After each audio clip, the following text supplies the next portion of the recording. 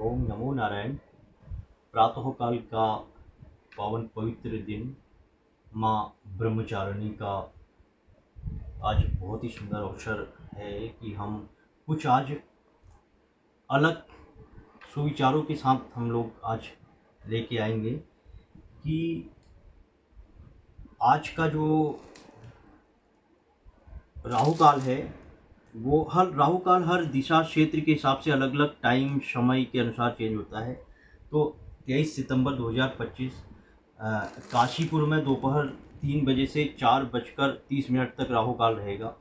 इस अंतराल में हम कोई भी शुभ कार्य नहीं कर सकते हैं। राहु काल के दौरान जो है कई लोग पूरे दिन भर भक्ति भजन में रहते हैं, लेकिन अगर राहु काल के टाइम पर अगर आप भक्ति भजन कर रहे हैं तो आपने जो किया है वो भी नष्ट हो जाता है।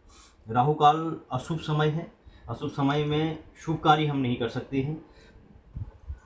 तो आज हम माँ भगवती जो ब्रह्मांड की अधिष्ठात्री देवी है, माँ ब्रह्मचारिणी, जिनके ही कुछ समाज में दिन प्रतिदिन हम देखते रहते हैं कि लोग अपने कुछ ग्रुप के माध्यम से अपने वर्चस्व को दिखाना चाहते हैं, अपने को ज़्यादा प्रभावशाली दिखाना चाहते हैं, अपने को ज़्यादा भक्तिवान दिखाना चाहते हैं। भक्ति करे कोई शूरमा। माँ भगवती कह रही है, मैं आपको दिखा देता हूँ कि जिसको भक्ति का अभिमान होता है, यहाँ दुर्गा सप्तशती में लिखा गया है, वे भगवती महामाई देवी ज्ञानियों के चित्त को भी बलपूर्वक खींचकर मोड़ में डाल देती है।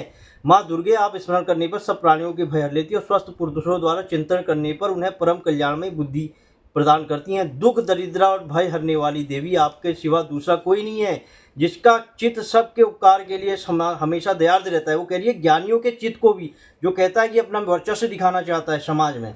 अब ये दुर्गा सप्तशती है, ये कहीं बाहर से नहीं ली गई है। इसमें माँ भगवती साहब कह रही है कि जिसके अंदर अहम आ गया है, भक्ति का भाव ज़्यादा आ गया है, जो कह रहा है कि मेरे से ज़्यादा भक्तिवान नहीं है, तो उसके बल को खींचकर मैं मोह में डाल दूंगी और क्षण भर में उसको समाप्त कर दूंगी।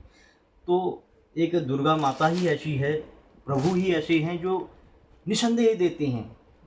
अगर हम किसी के लिए कोई उपकार करते हैं तो हम उसके बदले में कुछ लेना चाहते हैं, या तो हम उसके बदले में कोई सेवा भाव लेना चाहते हैं या कोई धन हम लाभ लेना चाहते हैं। लेकिन प्रभु की लीला है, जो माँ भगवती की लीला है, जैसे कि हमें वायु, जिसका कोई भी हमें मूल नहीं देना पड़ता है, जैसे कि हमारा श्वास हमें कोई मूल नहीं देना पड़ता है, जैसे कि सूर्य भगवान, जिनका हमें प्रकाश का कोई भी कुछ मूल्य नहीं देना पड़ता है, तो जैसे कि जल, जीवन में हमें स्वतः ही भगवान ने सारी फ्री दी है और उसके बदले में कुछ भी नहीं मांगा है। ऐसा नहीं कि जो भक्ति करने वाला है कि केवल उसी को ही वो सारा प्राप्त होगा, चोर को भी वो प्राप्त होता है, जीवों को भी वो प्राप्त होता है, संत को भी वो प्राप्त होता है।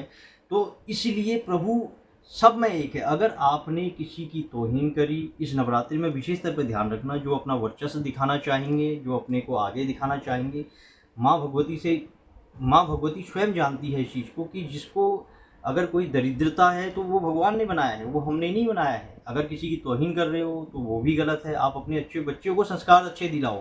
किसी के बारे में अगर आप गलत विचारधाराएं प्रकट कर रहे हैं तो आप लोग ये समझ के लिए कि प्रभु को आपने, एक तरफ तो आप पूजा पाठ कर रहे हैं, दूसरी तरफ देखो प्रभु ने बनाया है सबको, जिसका जैसा रूप है, किसी के पास कम है, किसी के पास ज़्यादा है। अगर आप अपना वर्चस्व दिखाना चाहें हैं, समाज में दिखा रहे हैं, तो ये मान के लिए आप स्वयं माँ भगवती का तौहीन कर रहे हैं। तो आज के लिए इतना ही काफ़ी है। आज का हॉरोस्कोप किसी के लिए, किसी राशि के लिए मैं ज़्यादा कुछ नहीं कहूँगा। अगर आप भक्ति भाव से पूजा पाठ करें, माँ ब्रह्मचारिणी का जो है ध्यान रखें, तो आपको निश्चित ही इस नवरात्रि में बहुत ही लाभ प्राप्त होगा। नमो नारायण।